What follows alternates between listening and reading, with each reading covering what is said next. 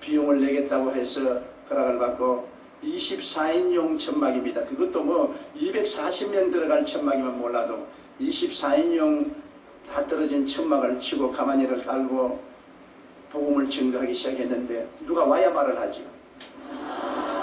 그때는 전라도나 경상도나 충청도에서 서울로 살려왔다가 못 산 사람들이 올 때 갈 데 없어서 값없이 나무 산비탈에 천막을 치거나 판자촌을 짓고서 온 것이 북방동입니다.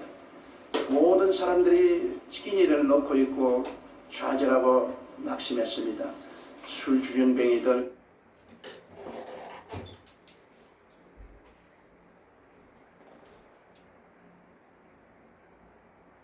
속에서 목을 새끼줄로 묶어서 배설물 속에서 끌어냅니다. 끌어내가지고서 개천에 가서 물을 덮어 씹어서 씻어서 집으로 데려오는 그러한 상황이기 때문에 유명하죠. 그리고 그 아들들은 전부 신발을 닦거나 나무 물고 훔치는 삶을 사는 대표적인 가난하고 굶주리고 소외되고 버림받은 가정입니다. 그런데 기도를 하고 그 집에 전도를 가겠다고 각오를 하고 찾아갔어요. 바로 찾아가서 문을 두드리는데 토담집인데 흙집입니다. 흙으로 지은 집에 조금 하는 집이니까 요 사이에는 그런 집 없어요. 기념관에 가봐도 못 찾아요. 그런 아주 가난한 집인데 다 무너져가는 집에 문을 두드리니까 그 부인이 문을 탁 여는데 얼마나 여겼든지 피골이 상접했어요. 누구요? 그래서 나는 저 이웃 마을에 교회를 개척하는 전도사인데 예수 믿고 천당 갑시다. 그러니까 나를 탁 누려보더니만 눈이 이글이글하게 분노가 빡 떨어졌어. 나 천당 애인가? 왜 천당을 안 갑니까? 예수쟁이 모두 거짓말쟁이. 천당 애인가? 그래 내가 천당에 안 가려면 지옥에 가야 되는데 지옥에 가면 어떻게 합니까? 지옥불이 얼마나 뜨거운데요. 그러니까 지옥 좋아하네. 지금 내가 이미 지옥에 살고 있는데 무슨 지옥이야? 생각해봐. 우리 남편 10년 동안 알코올 중독으로 한 푼 돈 안 벌어오고 애들 9이 전부 길거리에 가서 나무 신발 닦고 나무 포켓도 훔치고 그렇게 해서 먹고 사는 내가 무슨 지옥이 겁니다. 우리 집에 와봐. 방 한 5평 될까 말까 하는 방에 이부자리 하나밖에 없어요. 내가 그 이름을 지어줬습니다. 백두산 한라산 이불이라고. 왜 솜이 뭉쳐가지고 자네는 백두산이고 하나는 한라산. 그걸 아버지, 엄마, 애들이 다 함께 듣고 자고 뭐 완전히 거짓입니다. 그러니 그 부인 말이 맞아요. 지금이 지옥인데 이보다 더 뜨거운 지옥이 어디 있냐는 겁니다. 그러니 지옥 가지고서 그런 협박 공갈 하지 말라. 이미 내가 지옥에 살고 있다. 그래 천당에 가야지. 그런 거짓말을 왜 하느냐. 천당에 죽고 올라가서 그렇게 좋은 것 같으면 그렇게 좋은 천당을 죽고 난 후에 줄 하나님이면 지금 살아있을 때 우리에게 조금 천당 왜 안 주느냐. 정말 하나님이 살아계시고 죽고 난 후에 그런 좋은 천당을 준다면 살아있을 때 우리에게 천당 좀 안 주냐. 우리 천당 어렵지 않다. 담요 몇 장에다가 끼니를 쌀만 주면 그게 우리는 천당이다. 그 천당도 못 주는 주제에 무슨 하늘에 올라가서 기와 요초 만발한 곳에 산다는 것은 무슨 말이냐. 아예 나를 억센 환경도 말로 나를 그냥 질타를 합니다. 내가 복음 전도를 하다가 가만히 그 부인의 말을 들으니까 일일이 그 부인 말이 옳아요. 왜냐하면 지옥이 겁날 것 없는 건 지금이 지옥이야. 사는 게 그게 뭐 도저히 상상할 수 없어. 그리고 천당 그 부인 말 따라 정말 천당이 그렇게 아름다우면 왜 하나님이 그 천당에 몇 부분인 조그마한 천당 그것도 과한 것 요구하는 천당도 아닙니다. 이부자리 담요 몇 장에다가 이복에다가 먹을 쌀만 좀 주면 그게 천당이겠다 했는데 그것도 못 주는 하나님이 앞으로 어떻게 기와 요초 만발한 아름다운 천당을 주겠냐는 것이. 나는 전도하러 갔다가 완전히 전도를 당해가지고서 내 마음에 회의가 빡 들어찼습니다. 야, 내가 정말로 하나님을 잘 믿고 있는가? 정말 천당에 있는가? 뭐 그런 퀘션이 들어왔어요. 그래서 복음을 전하러 갈 때는 성경을 끼고 어깨를 펴갔는데 들어올 때는 어깨를 쭉 늘어뜨리고 천막교회에 들어와서 가만히 꿇어 앉아가 하나님, 내가 뭘 전도해야 됩니까?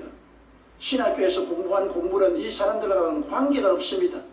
너무나 헐벗고 굶주리고 절망이고 병들은 사람에게 회개하라 천국이 가까웠다 해봤자 소용이 없는데 이래가지고서 내가 무슨 목회를 하겠습니까? 그리고 나도 이제 그 여자 말을 들어보니까 나도 천당에 희미합니다. 정말 이제 하나님이 살아계시면 이 땅에 살 동안에 천국을 좀 주셔야 안 되겠습니까? 나도 복음을 전도한다고 나왔는데 안 믿는 사람들은 저런 좋은 빌딩을 짓고 큰 극장을 짓고 뭐 댄스홀을 짓고 술집을 짓고 그 사람들이 구름대같이 모여드는데 나는 다 떨어진 24인용 천막에 냄새는 가만히를 갈고 난 다음 여기 엎드려서 하나님이 여기 계신다더니 사람들이 하나님하고 잘 살아라고 말하고 안 찾아오니까 어떻게 합니까? 저도 혼돈이 꽉 들어찼어요. 그래서 무릎을 꿇어 엎드려서 모든 선입견을 버리고 성경을 새로 읽기 시작했습니다. 마태복음부터 마가복음, 누가복음, 요한복음, 사도행전, 복음서와 사도행전을 처음 읽는 사람 태도로서 무릎을 꿇고 읽기 시작하니까 내가 아는 예수 그리스도와 성경에 기록된 예수님은 너무나 틀리더라고요. 신학교에서 교수들이 내게 주입해 준 그 예수 그리스도와 성경에 기록된 예수님은 너무나 틀리더라고요.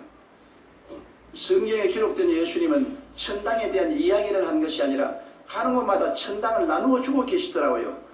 죄인의 죄를 용서하시고 병든 자는 고쳐주시고 귀신은 쫓아내시고 배고픈 자는 먹이시고 환난에 당한 자는 평안을 주시고 그러고 난 다음에 죽는 자는 살려주시면서 천당 가라 하니까 안 믿을 사람 누가 있겠어요? 예수님은 천국에 대하여 이야기하는 것이 아니라 천국을 나누어 주시는데 나는 천국에 대한 이야기만 하지 나누어 주지 못하니까 나로서는 도저히 감당을 못할 일인 것입니다. 내가 주님께 엎드려 눈물을 흘리며 기도했습니다. 주님하고 나온 다른 주님은 사람들에게 와서 그들이 필요한 것을 직접 채워주셨습니다.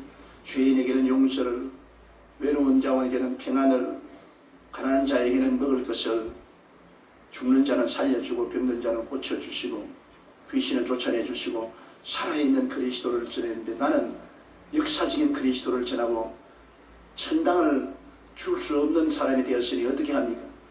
그렇게 눈물을 흘리고 기도를 하는데 성령께서 저에게 말씀하시기를 너도 천당을 주라. 주님, 내가 누구에게 천당을 줍니까?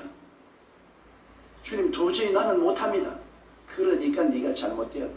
예수 그리스도는 어제나 오늘이나 영원토록 동일하시고 그가 오늘날 살아계서 너와 함께 있다면 내가 한 일을 네가 해야 될 것 아니야.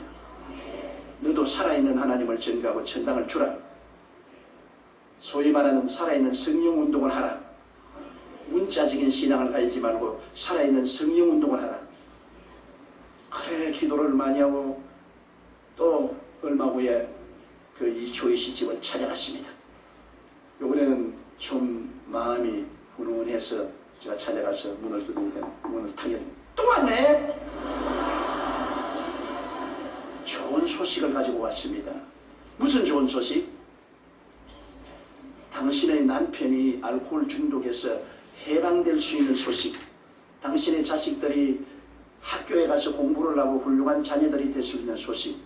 당신의 그 위장병과 심장병이 낫고 사람답게 살 수 있는 조그마한 집이라도 마련해 줄 그분을 내가 소개하기 위해서 왔습니다. 그런 분이 어디 있어? 그런 분이 계셔요. 그분을 만나면 팔자가 달라집니다. 이상하네. 전에는 그렇게 말 안 하던데. 전에는 그렇게 말 안 했지만 지금은 이렇게 말합니다. 그분을 만나보세요. 내가 소개를 해줄 테니까 만나면 팔자가 달라집니다. 두말하지 않고 샌들을 신고 방에서 나와서 나를 따르더라고요. 내 속으로 야 이것이구나. 전에는 반항감을 가지고 적개심이 으르르하더니만 팔자를 고쳐준다는 사람을 소개해 준다니까 따라 나오는구나. 이런다면 온 동리 사람에게 똑같은 말을 하면 다 따라 나올 것 아닌가. 와 마음이 아주 기분이 좋았더라고요. 그래서 논두렁길을 지나서 산비탈로 깨밭까지 왔습니다. 그러니 천막을 내가 세웠으니까 얼마나 엉터리를 세웠습니까? 나는 그런 목공의 기술이 없어요. 나무를 세워가지고서 천막을 세우니까 천막이 이렇게 돼 있어요. 그래 그 앞에 와서 그분이 어디 있어요? 그래서 그분이 이 안에 계십니다.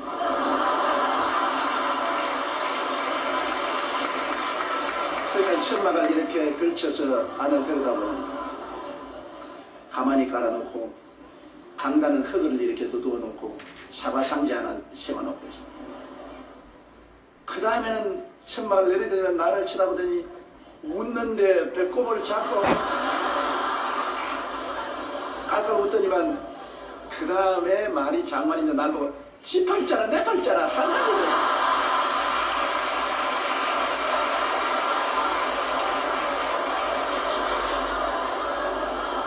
내가 충격을 받았습니다. 아이고 그러면 이제는 교회 안 나오면 어떻게 하냐 싶어서 그래서 맞았어요. 아주머니 팔자나 내 팔자나 한 가지입니다. 그러므로 아주머니와 내가 팔자를 고쳐볼 자를 만나야 됩니다. 함께 만나자고요. 그러니까 팔자를 고치는 자는 희망이 있으니까 안 떠나더라고요. 이야 사람들은 희망이 없으면 못 사는구나. 희망의 메시지가 중요하구나.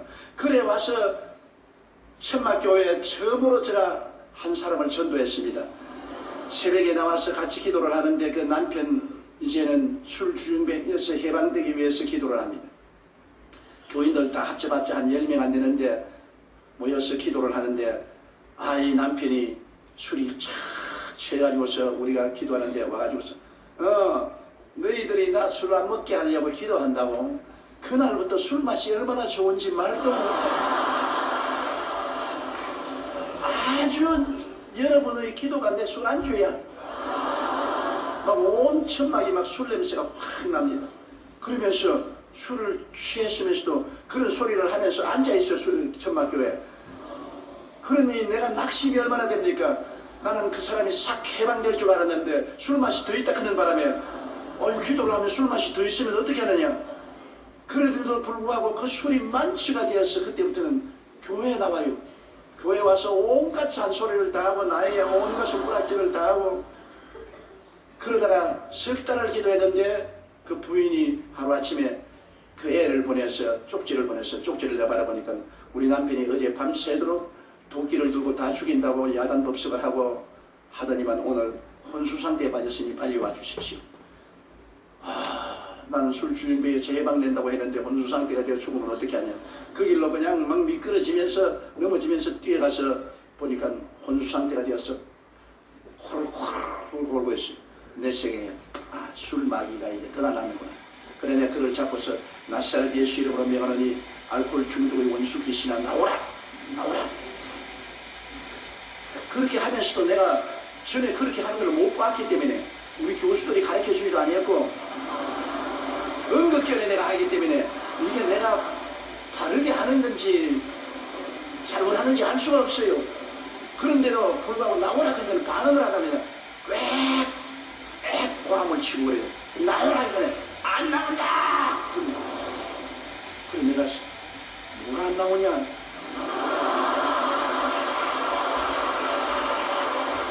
알 수가 없어요. 이 사람이 나온다 그런지 안 나온다 그런지 진짜 귀신이 있어 안 나온다 그런지 알 수가 없더라고요. 그러다 막 대놓고 나오라 그러네. 나중에 눈물에 뜨더니만 그때 이후로 술을 끊어버리고 완전히 변화가 돼요.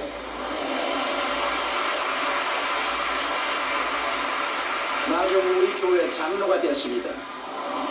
그러니까 한경북도 도민회에서 기념으로 이 사람에게 직장을 주었습니다. 비로소 돈을 벌어서 처음으로 쌀한가마니를 집에 가져왔습니다. 참 그 에피소드가 있어요. 그 부인이 10년 만에 쌀한가마니를 남편이 사오니까 너무나 반갑고 고맙고 남편이 그렇게 이쁘고 좋더랍니다.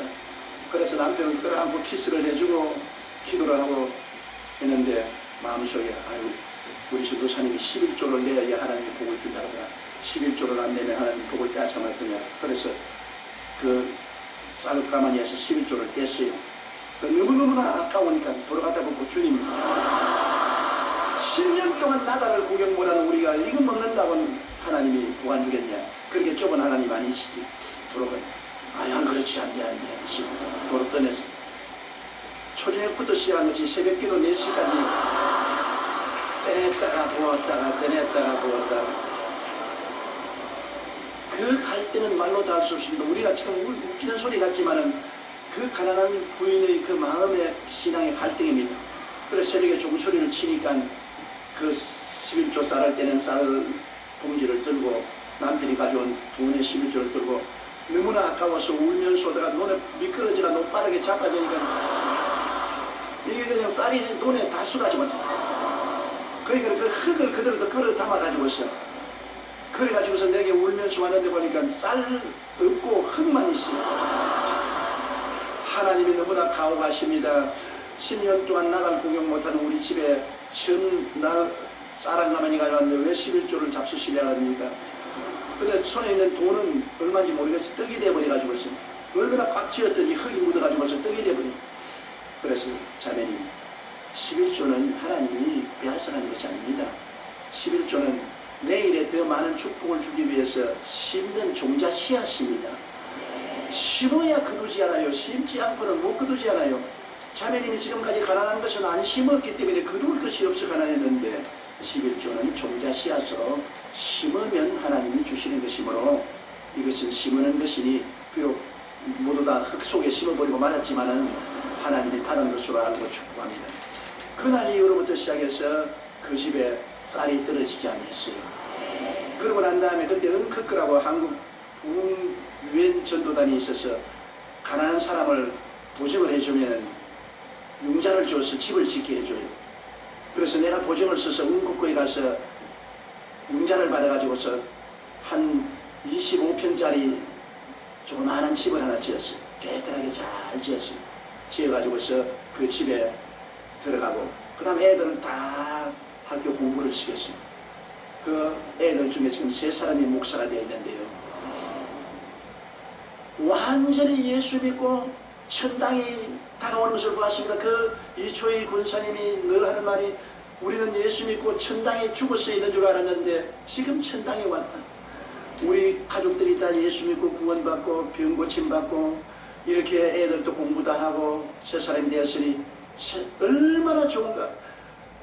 그래서 그 소문이 나니까 희망이 있으니까 온갖 사람이 다 모여와요. 우리 교단에서 나를 불러요. 그 교단 내가 가니까 총회장 총무 교단 사람들이 모여서 너 요사이 병기도 하고 귀신 쫓아내고 무당짓 한다면서. 아니 무당짓 하는 것이 아니고 예수님이 성경에 기록된 것 성경의 말씀대로 이 가난하고 헐벗고 굶주린 사람에게 복음을 전도해서 이런 역사입니다. 우리 교리로서는 그걸 인정할 수 없으니까 사표서라. 성령운동하다가 그냥 쫓겨났어요. 그래야 나를 사표를 서락해서 사표 쓰고 나는 기독교에 대한 하나님의 성에서 쫓겨났어요. 무적자가 됐습니다. 그래가 낙심을 하고 있는데 겨울에 밤 12시쯤 됐는데 이 천막에서 사람이 와서 어떤 안진뱅이가 하나 와 목사님을 전도사님을 찾는다고 했어요. 지금 내 신세 고약한데 또 무슨 안진뱅이가 찾아왔냐. 하니까 안진뱅이가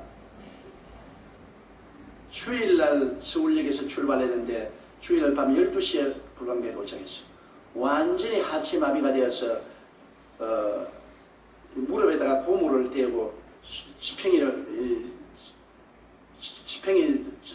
막대기 2개를 지금 끌어서 이렇게 해서 사정해서 버스를 타고 왔는데 왜 왔냐 그러니까 어떤 사람이 내가 구걸을 하고 있는데 네가 저 불광동에 가서 천막교회 찾아가면 팔자를 고친다.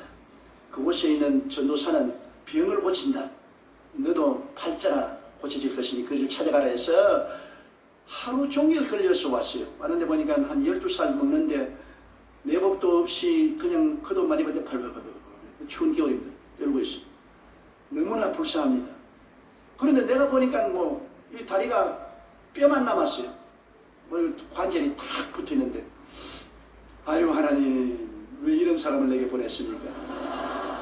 내가 손을 다리에 얹고 기도를 하려고 하니까 기도가 입천장에 붙어서 안 나와요. 안 믿어지는데요. 하나님 이 다리를 아이고 고쳐주시옵소서. 나을 가능성이 없어요. 그래서 야, 너 낫겠느냐? 나는 나을 줄 믿고 좋았는데요. 전도사님 날 버리지 말아 주십시오. 그럼 이 사람의 믿음을 좀 얻어야 되겠다고. 그래서 강단으로 나가서 내가 하나님 아버지, 내가 병자 위에 기도했지만 저런 건 처음 봤는데 내가 믿음이 안 생깁니다. 도저히 안 생기니까 하나님이 직접 고치세요.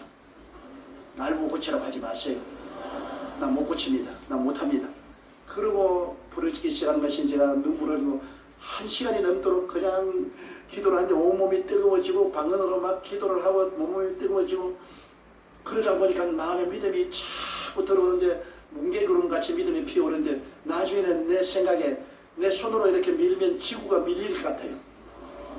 그래서 내가 그 아이에 가서 지금 이정부 박정선 목사님이 그 청년회원으로서 철야기도라고 했는데 그 사람하고 또 조병호 목사라고 그도 목사님인데 그분도 청년인데 그 애를 어깨를 잡아냈어요. 잡고 난 다음 제가 무릎을 안수하고 기도를 하는데 내 마음속에 뭘 기도할 때느냐 나 그걸 딱 펴버려 그래요. 그래 내가 무식하고 모르니까 범잡는다고 막 이 무릎을 오르진다 내 온 힘을 가지고 올라서 누르니까 뼈가 딱딱하니까 얘가 와 이거 엄마 사람 잡네 그러더라고요. 그래도 그 소리를 귀에 들으면서도 뭐 너무 내가 믿음이 생기니까 이 무릎을 떼가지고 와서 갖다 붙이면 붙일 것 같아요. 그래 눌러버리니까 무릎이 탁 떨어져서 덜렁덜렁 하더라고요. 그런 거를 내가 탁 들어 올리니까 다리가 덜렁덜렁 하더라고요. 하는 거를 나사렛 예수 이름으로 명하노니 걸어라! 확 밀어버리고 돌아섰다.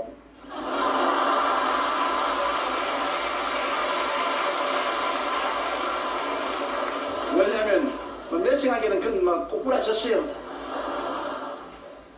그런데 내가 눈을 감고 돌아서 있는데 막 청년들이 박수를 치고 호함을 치고 야단에 보니까 이놈이 천막을 돌기 시작하는데 뛰고 그러는데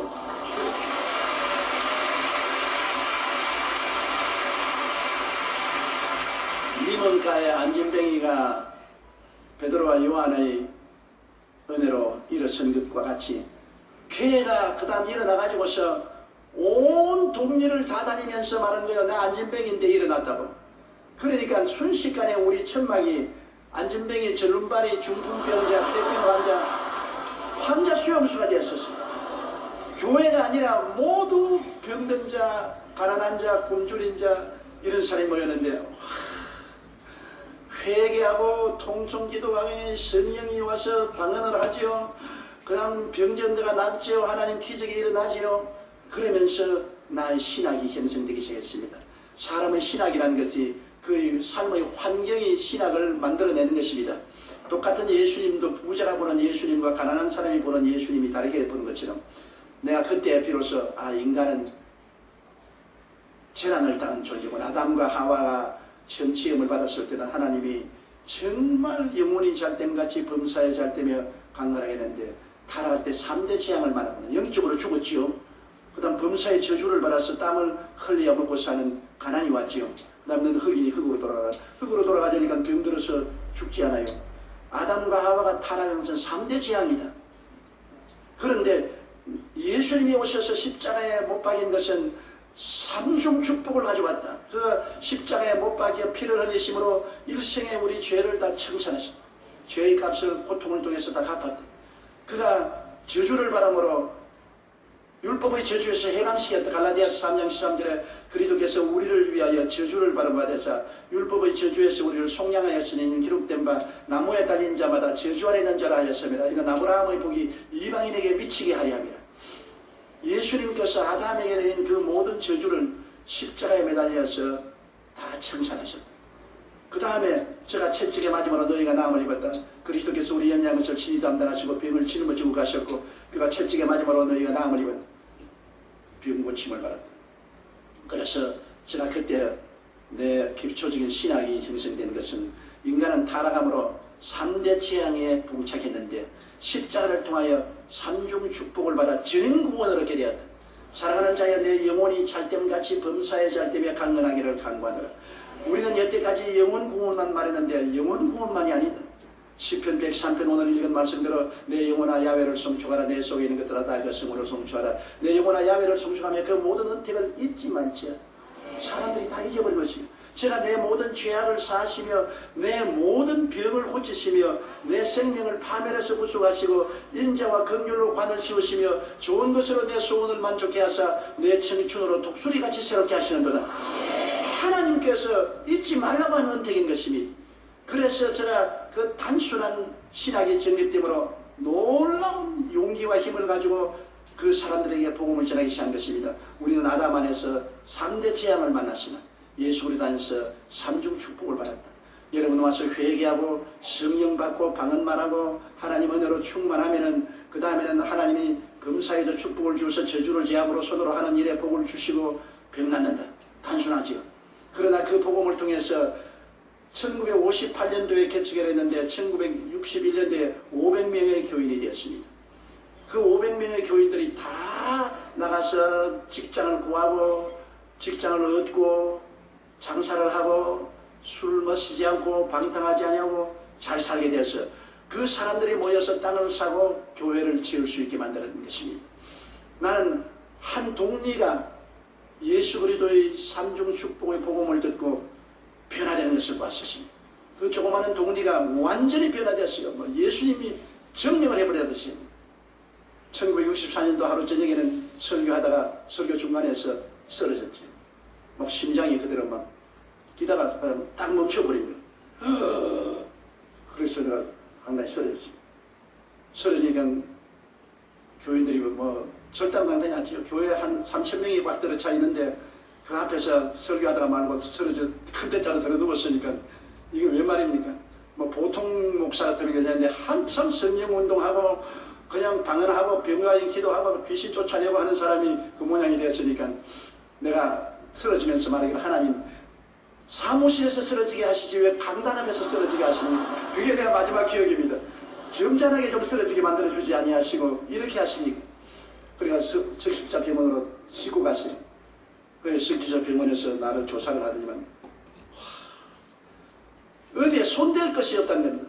영양실조에다가 심장이 아주 나쁘고 그 다음엔 치질에다가 아주 폐병도 낫지 아닌다 신경쇠약에다가 어디에 손댈 것이 없다. 당신 이렇게 하면 얼마 안 해서 죽는다. 목회 그만두라. 그래서 집에 들어가서 들어 누웠는데 엘리베이터를 타고 끝없이 밑으로 떨어지는 그런 감정입니다. 도저히 견딜 수가 없는 고통입니다. 그래 내가 주님께 주님이시여 나는 이제 목회를 할 수가 없습니다.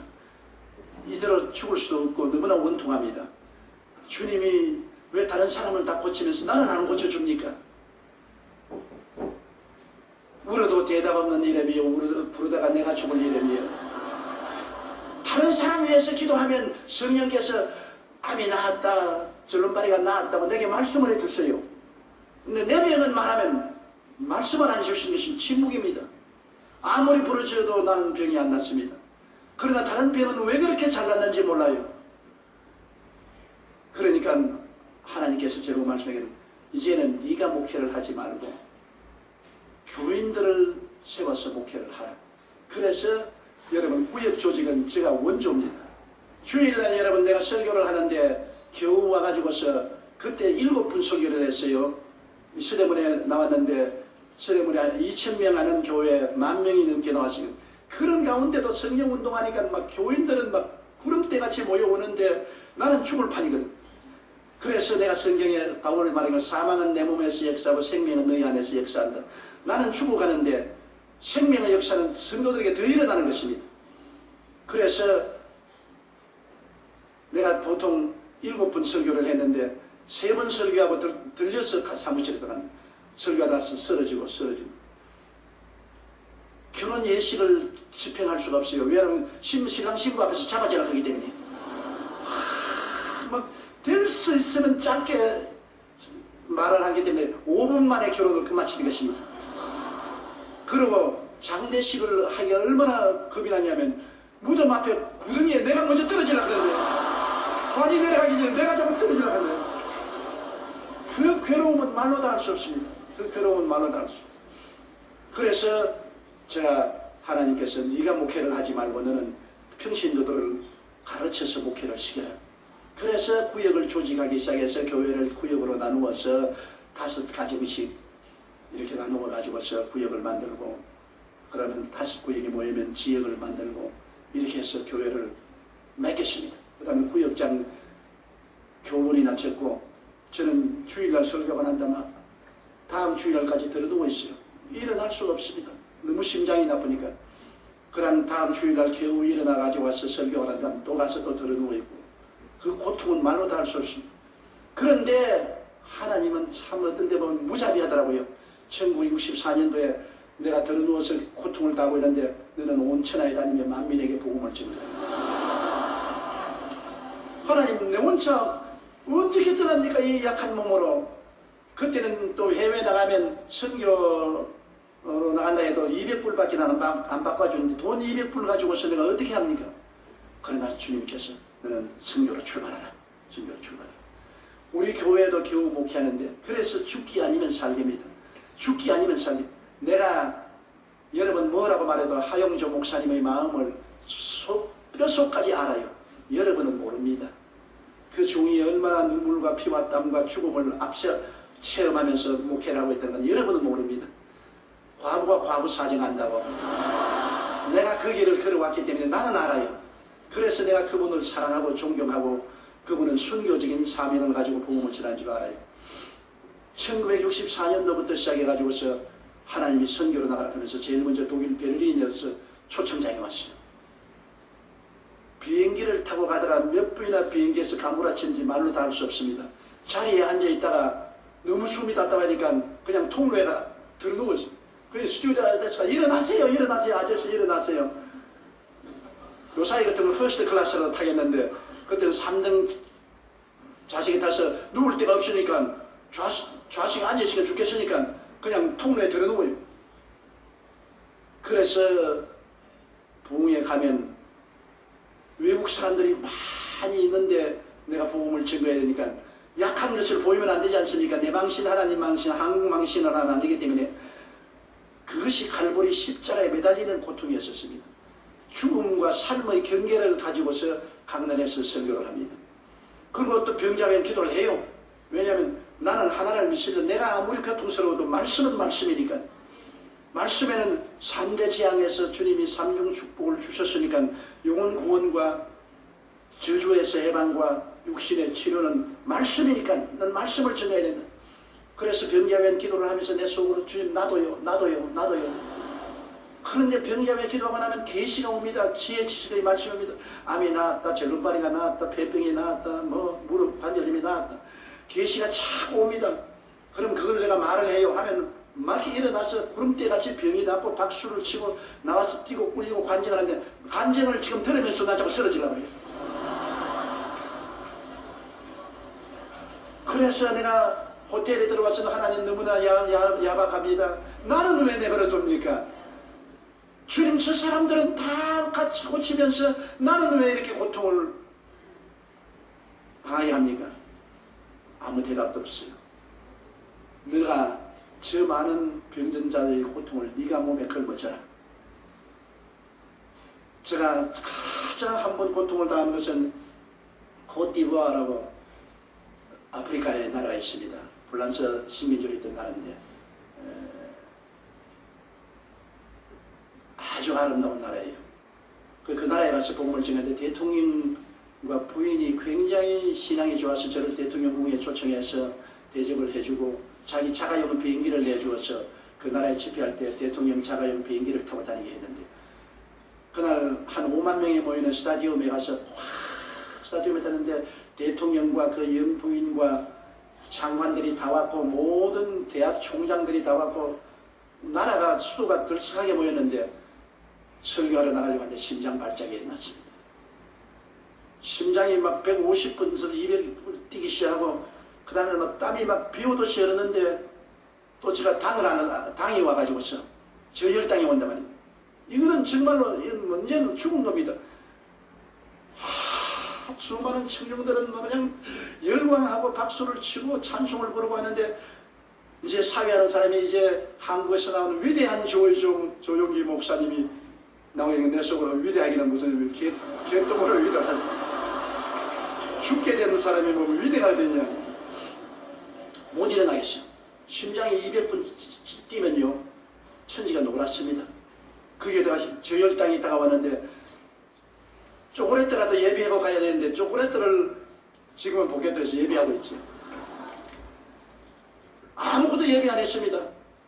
그러니까 막 진땀이 나고 막 머리가 막 아프기 시작하는데 하나님, 지금이야말로 하나님이 홍해수를 바르는 기적을 행할 때니 주님이 임하여서 나를 살려주어야 내가 이 앉은 자리에서 저 강단까지 걸어나갈 수가 있습니다. 하나님 살려주십시오. 불러도 대답 없는 이래비에 부르다가 내가 죽어버립니다. 왜 하나님은 내게는 대답을 안 해주시는지 모르겠어요. 오직 주님께서 하신 말씀은 강하고 담대하게 나가라. 강하고 담대. 아버지 내가 죽게 되는데요. 차라리 죽었으면 좀 탁 죽게 해주십시오. 죽으면 좋겠는데 어떻게 나갑니까? 나가도 쓰러질 것인데 대답 없이 나가요. 믿음이란 여러분 말이 쉬운 것이 믿음이지 정말 믿음이란 죽음과 삶의 경계에서 택할 때는 너무나 고통스럽습니다. 하나님 죽겠습니다. 그리고 일어났습니다. 일어나가지고서 믿음으로 눈 감고서 걸어나가는데 계속 걸어나가서 그 많은 청중 앞에서 내가 기운이 너무나 없으니까 여러분 대통령 각하 내외분 여러분 오늘 여러분을 환영합니다. 사람들이 뭐라고 하냐면 나중에 너무 신령해서 말도 적게 한대요.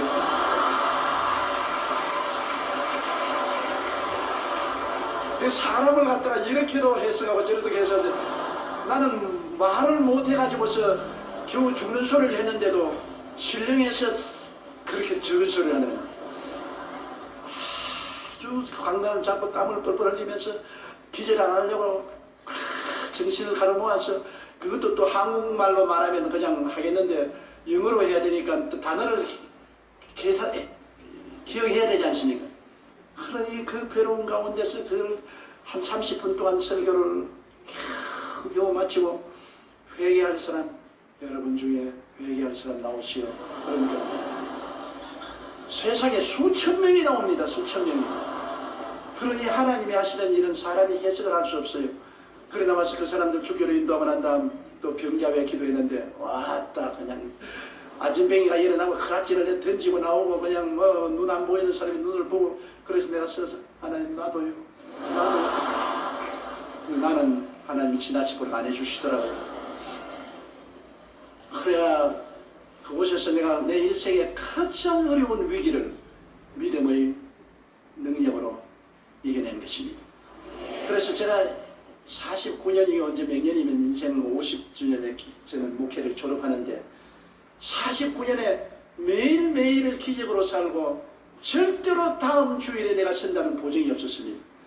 이번 주일로서 나는 마지막이고 이제는 죽을 것이다.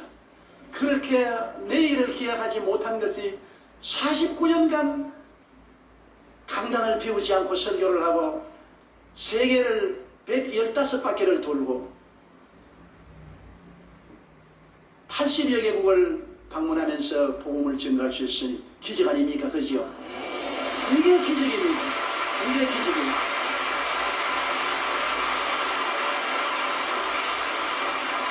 나는 우리 교회가 5명의 성도에서 75만 명이 될 때까지 교회 자라는 것을 인조히 해본 적이 없습니다. 교회가 자라는 걸 몰랐어요. 언제나 강단에 설 때 안 넘어지려고 발부둥 치기 때문에 몇 명 왔는지도 몰라요. 안 넘어지려고. 아버지 이 2부 예배 안 넘어지게 하옵소서. 이 3부 예배 안 넘어지게 하옵소서. 아버지 4부 예배만 하고 죽더라도 안 넘어지게 해주십시오. 그러니까 교인이 많이 왔는지 적게 왔는지 전혀 몰라요. 교회가 자라는 것을 자랐으면 자랑을 하고 마음에 즐거워야 되겠는데 내가 죽을 판이니까 내가 즐거운 것도 없어요. 그렇기 때문에 여의도 순복음교회 75만 성도가 된 것은 하나님이 했지 제가 한 것이 아닙니다. 절대로 제가 한 것입니다. 이건 내가 겸손해 사는 말이 아닌 것입니다. 절대로 내가 한 것이 아닙니다. 나는 할 수가 없어요. 하나님의 성령이 역사하셨죠. 저는 매일 강단했을 때 성령님 나가십시오. 성령님을 인정합니다. 환영합니다. 모시드립니다. 의지합니다. 성령님 Let's go dear Holy Spirit. 성령님이 안 붙들어 주시면 나는 죽어요. 나는 못해요. 그렇게 한 것이 49년을 했으니까 내가 봐도 지금 돌이켜보면 너무 큰 기적입니다. 어떻게 해냈는지 도저히 상상할 수 없는 것은 성령의 능력이 아니면 할 수 없습니다. 거기에서 제가 배운 것이 있습니다. 하나님께서 십자가에서 그리스도를 통하여 우리에게 삼중 축복을 부어주셨는데 이 은혜는 이미 주신 것인데 우리가 누리는 것은 우리 마음에 받을 만한 그릇이 준비되어야 된다. 첫째로 생각입니다. 생각이 변화되어야 되는 것입니다. 나는 못한다, 안된다, 할 수 없다, 부정적인 생각을 가지면 못해요. 제가 여태까지 버틸 수 있는 것은 베드로전서 2장 24절 제가 채찍에 맞음으로 너희가 나음을 입었나니 이 말씀 하나가 나의 생각을 붙잡아서 지금까지 버티어 주었습니다. 적막한 산으로 너무나 고통스럽고 괴로워도 말씀은 진리다. 제가 채찍에 맞음으로 너가 나음을 입었다. 나는 이미 과거에 나음을 입었다. 지금은 나아가는 과정이다. 나는 지금 이렇게 괴롭지만 이 말씀이 나았다고 해서 나는 나았다. 눈에 아무 증거 안 보이고 귀에는 아무 소리 안 들리는 소리는 잡히는 없어도 성경에 말씀하기를 제가 채찍에 맞음으로 너가 나음을 입었나니라고 했으니 내가 나았다. 내가 나았다. 그런 마귀에 와서 말하면 나게는 몰라. 온 전신이 병투성인데 나 이미 하나님 편에서 볼 때는 내가 나았는데 지금 나아가는 과정이다. 그랬는데 최근에 와서 내가 한번 텔레비를 보는데 하영주 목사님 설교를 들으니까 은혜는 과거에서 이미 다 수가고 믿음은 현재 속에서 너무나 내 마음에 버팀목이 되어줬습니다. 맞았어. 은혜는 이미 하나님이 과거에 다 주셨다. 이제 믿음이란 현재 내가 그것을 취하는 것이 믿음이다. 이미 나는 나았는데 현재 내가 믿음으로 그것을 진행형으로 지금 취하고 있는 것이다. 이 말씀이 없어서 생각이 내가 부정적이어서 나는 못한다, 안된다, 할 수 없다, 나는 병자다, 나는 버림받았다 으면 절대로 목회 못했습니다. 이 5대양 6대절을 다니면서 복음 전하지 못했습니다. 여러분 병이 한두 가지입니까? 당으로 말미암아 저혈당이 오면은 정말로 기가 막히게 고통스럽습니다. 한 번은 일본에서 부흥회하고 비행기에 탔는데 비행기 안에서 저혈당이 오가지고서 죽을 뻔당했습니다. 그런데도 불구하고 당뇨병 환자는 내가 안수하는 쪽쪽 낫는다고요. 그 다음에는 또 제가 파킨슨 병이 와가지고서 온몸이 떨리기 시작합니다. 그러니 병주머니예요. 그런데 하나님께서 영광을 받기 위해서 나에게 지극히 약하게 만들어 놓으시고 하나님의 은혜가 와서 건강한 사람 10배, 20배 더 일을 하게 만들어 놓은 것입니다. 나하고 같이 부흥회 해외 출장을 가서 집회를 하면은 돌아오면 나 같이 간 장로님과 교회 종들은 다 늘어집니다. 일어나시 며칠 일어나지를 못해요. 누워서. 나는 그 이튿날 또 예배 인도하러 나옵니다. 하나님께서 은혜로 그 약함을 극복하게 만들어 주십니다. 그래서 생각이 말씀으로 달라져야 됩니다. 저는 늘 마음을 새롭게 하는 것입니다. 아침에 일어나면 두려워 말라 내가 너와 함께함이라 놀라지 말라 나는 내 하나님이 됨이라 내가 너를 후식하리라 참으로 너를 도와주리라 참으로 나의 의로운 오른손으로 너를 붙들리라 이사야 41장 10절을 언제나 외우고 그 다음에 시편 91편을 외웁니다. 하나님은 나의 피난처여 나의 요새여 나의 의리하는 하나님이니 제가 나를 제사의 문에 오므려서 극한 연병에서 건지실 것입니다. 그가 그 기스로 나를 덮으시니 내가 그 날 아래 가리로다 그의 진실함은 방패와 손방패가 되니 밤의 놀램과 낮에 흐르는 살과 흑암 중에 해하는 연병과 백주에 황폐케 하는 파멸을 두려워하지 아니하노라. 긍정적인 말씀을 자꾸 외웁니다. 어찌한지 긍정적으로 내가 생각해야지 부정적으로 생각하면 나는 죽습니다. 그러므로 하나님의 은혜는 여러분이 말씀을 통해서 긍정적으로 생각할 때 여러분에게 임하시는 것입니다. 말씀을 통하지 않고는 긍정적이 될 수가 없어요. 성경 말씀만이 여러분을 긍정적으로 생각할 수 있도록 만들어주는 것입니다. 말씀이 생각을 변화시켜 주는 것입니다. 둘째로 여러분 자화상을 올바르게 가져야 됩니다. 사람들마다 자기가 거울을 들여다보듯이 영적으로 자화상을 가지고 있는 것입니다. 자기가 어떠한 사람인 것을 늘 바라보고 있는 것입니다. 나는 못난 사람이다. 나는 힘없는 사람이다. 나는 패배자다. 실패자라고 자기를 보고 있는 사람은 절대로 성공하지 못합니다. 자화상이 강해야 되는 것입니다. 자화상이 그리스도 안에서 변화되야 되는 것입니다. 그러므로 이 자화상은 십자가에서 저는 늘 내 자화상을 서로 바랍니다. 십자가가 나의 새로운 거울입니다. 나는 용서받은 의인이다. 나는 그리스도를 통해서 거룩하고 성령 충만한 사람이다. 나는 예수 이름 가운데서 치료받은 사람이다. 나는 아브라함의 복을 받은 사람이다. 나는 부활 영생 천국인이 되었다. 나는 이런 사람이다. 나는 이런 사람이다. 나는 절대로 낭패와 실망을 당하고 좌절과 절망한 사람이 아니다. 나는 용서받은 의인이다. 나는 성령 충만한 사람이다. 채찍에 많이 맞아 나은 사람이다. 나는 축복받은 사람이다. 부활 영생 천국을 얻은 사람이다. 이런 사람이다. 이런 사람이다. 내 자화상을 언제나 아름답게 성경 말씀대로 바라보고 하나님 나는 이런 사람이니 이런 사람에 합당한 은혜를 주십시오. 자화상을 늘 강화시키는 것입니다. 여러분 언제나 하나님이 사용한 사람은 자화상이 뚜렷한 사람을 사용한 것입니다. 그 다음에는 믿음인 것입니다. 믿음이라는 것은 제가 여러분들 말씀드렸지만 믿을 만한 기분이 생겨서 믿는 것이 아닙니다. 뭐 불이 왔다 갔다 하고 마음이 뜨거워지고 몸이 진동하고 해서 믿음이 생긴다. 저는 믿음은 선택입니다. 극한 상황에서 절망을 택하지 않고 믿음을 택하는 것이 믿음인 것입니다. 믿음이란 여러분에게 주어지는 오장육부 사지백체와 같습니다. 예수 믿을 때 믿음을 주셨어요. 믿음은 선택인 것입니다. 베드로가 물 위를 걸어갈 때 주님이 오락해서 걸어갈 때 그가 파도와 바람을 보고 빠졌습니다. 예수님을 바라보고 갈 때는 걸어갔는데 예수님에게서 눈을 돌려 바람과 파도를 볼 때는 물에 빠져들어갔습니다. 선택이죠. 예수님을 바라보는 것을 선택했을 때는 걸어갔는데 바람과 파도를 바라보는 것을 선택했을 때는 그가 빠졌습니다. 여러분 예수님을 바라보고 믿음으로 갈 때 분위기가 믿을 분위기가 아니었습니다. 바람 치고 파도 소리 나고 물보라 치는데 기분이 믿을 기분이 납니까? 그럼에도 불구하고 예수님을 바라보고 믿으면 기적이 일어난 것입니다. 백부장 야이로는 예수님을 모시고 딸 고치러 가는데 정들이 와서 딸이 죽었다고 말했습니다. 온 전신이 떨리고 무릎이 벌벌 떨리고 주저앉으십니다. 믿을 기분이 안 납니다. 기분으로 믿으면 절대로 그 야이로가 믿을 기분이 안 납니다. 그럴 때 예수님이 두려워 말고 믿기만 하라. 믿음을 택하라는 것입니다. 두려움이 있지만 믿음을 택하라. 야이로가 믿음을 택하니까 그 딸이 살아난 것입니다. 저에게는 믿음이라는 사치품이 아닙니다. 분위기가 좋고 로맨틱하고 아주 마음이 편안하고 믿을만하다. 억센 바람 불어오고 좌절과 절망이 파도처럼 쳐오고 죽었다고 생각하고 기분이 지금 안 생겨도 성경의 말씀했으니까 그대로 믿는 것입니다. 그래서 제가 늘 하는 말은 살든지 죽든지 흥하든지 망하든지 성하든지 쇠하든지 나는 주님 말씀대로 믿습니다. 믿다가 죽어도 좋아요. 어제 하용조 목사님 말씀하기를 죽을 말하면 각 죽으라 그러더라고. 그래서 내가 어제 우리 집사람이가 상 목사 말하기를 죽을 말하면 각 죽으라 그러더라고. 죽는 건지 여러분 겁날 것 없습니다. 죽으면 천당 갈 테니까 죽으면 겁내지 말고 죽으면 돼요.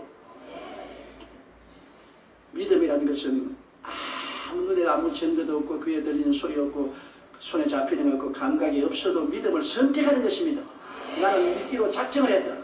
그러면 기적이 일어나요. 나 보세요. 믿을 만한 기분이 전혀 안 생겨도 믿음으로 병자 위에 기도하면 병자들이 수없이 낫는다고요. 엄청난 기적들이 일어난다고요. 어떤 데는 내가 도저히 이럴 수가 있느냐고 할 정도의 기적이 일어난다고요. 그거는 믿음의 말씀대로 하기 때문에 그런 것입니다. 믿음은 선택입니다. 마지막으로 언어라는 것은 여러분 정말로 중요한 것입니다. 내 입의 말로 내가 묶였으면 내 입의 말로 내가 사로잡힌 바 되었다고. 내가 부정적으로 말하면 부정적인 세력이 나를 묶습니다. 내가 부산에 잘 아는 이제 천국 가셨지만 김승전 장로님이라고 뇌신경학계의 세계적인 분이십니다. 미국 존 소프신스 대학교 교수로 있었는데 그분이 하루 나에게 아침 식사를 하면서 이런 말을 조 목사님 내 목회에 도움되는 말을 좀 해주겠다고. 내가 내 수술을 해보면 어느 중추신경에 손을 딱 대면 모든 몸의 신경이 다 반응하는 어느 중추신경이 모든 다른 신경을 지도합니다. 그러므로 사람들을 변화시키려면 말을 변화시키면 모든 생동이 따라옵니다. 어느 중추신경이 다른 신경을 지배합니다. 그래서 내가 그걸 웃었어요. 아니 목사님 왜 웃습니까? 김 박사님이 내게 말씀하기 전에 나는 옛날부터 알아요. 어떻게 합니까? 야고보서에 혀는 적은 것이나 온몸을 의거한다고 말했어요. 야고보서에 벌써 지금 2000년 전에 혀를 의거하면 온몸을 의거한다고 그랬어요. 어느 중추신경이 온몸을 지배한다. 그와 같이 내가 못한다면 온몸이 다 못해요. 내가 할 수 없다면 온 신경 전체가 다 할 수 없다고 생각해요. 죽는다고 생각하면 온몸이 다 이제 죽으라고 명령이 내려봤더니 죽자가 합니다. 언어가 여러분의 현재를 만들고 미래를 만드는 것입니다. 그러므로 언제나 긍정적인 말을 해야 돼요. 내가 땅에서 매면 하늘에서 매일 것이요 땅에서 풀면 하늘에서 풀립니다. 죽고 사는 권세가 혀에 있으니 혀를 사용하게 주어하는 그 열매를 먹으리라고 말한 것입니다. 그렇기 때문에 우리가 항상 하나님 말씀으로 교육하고 말씀으로 말을 해야 되는 것입니다. 성경 말씀으로 새말을 해야 되는 것입니다. New language, 새로운 말을 해야 되는 것입니다. 그러므로 여러분께서 언제나 성경 말씀에 기록한 대로 나는 용서받은 의인입니다. 나는 성령이 같이 계십니다. 제가 첫째의 마지막으로 내가 나음을 입었습니다. 나는 아브라함의 복을 받았습니다. 나는 부활 영생 천국을 얻은 사람입니다. 나는 영혼이 잘되고 범사에 잘되며 강건하고 생명을 얻되 풍성히 얻은 사람입니다. 나는 택하신 족속이요 왕같은 제사장이요 거룩한 나라요 거의 소유된 백성이 되었습니다. 긍정적인 적극적인 말을 하면 그 말이 여러분 전 존재를 다 부여잡고 여러분의 삶을 변화시키는 것입니다. 지킬 만한 것보다 내 마음을 지켜라 생명의 근원이 이에서 난다고. 마음에 일어난 것이 환경에 일어나는 것입니다. 우연히 환경에 일어나는 것이 아닙니다. 마음에 일어난 것이 환경에 일어나는데 마음을 어떻게 다스립니까? 생각을 통해서, 꿈을 통해서, 믿음을 통해서, 입술의 호배를 통해서 내 마음을 다스립니다. 마음을 컨트롤하면 환경이 컨트롤되는 것입니다. 마음을 내버려 놓고 환경만 잡고 다스리려면 안 되는 것입니다. 생명의 근원은 마음에서 나오고 사망의 근원도 마음에서 나오는 것입니다. 그러므로 우리가 예수 그리스도의 십자가 대속의 은혜를 깊이 마음속에 받아들이고 그를 생각하고 그것을 우리가 꿈꾸고 그것을 믿고 그것을 말하고 나가면 십자가의 열매가 우리 생활 속에 맺어지게 되는 것입니다.